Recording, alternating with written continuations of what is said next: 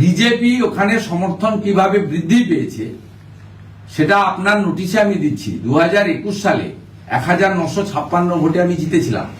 2023 রাজ্য পুলিশ দিয়ে ভোট হয়েছে, 17টা গ্রাম পঞ্চায়েতের মধ্যে 11টাতে বিজেপি জিতেছে, 2টো পঞ্চায়েত সমিতি বিজেপি জিতেছে। 1956 সঙ্গে আরেকটা শূন্য লাগিয়ে ন্যূনতম 19,560 বেশি ভোট নিয়ে ভারতীয় জনতা পার্টির মনোনীত প্রার্থী, পদ্মফুল প্রতীকের মনোনীত প্রার্থী নন্দীগ্রাম থেকে জিতবে চোরেদের হারিয়ে।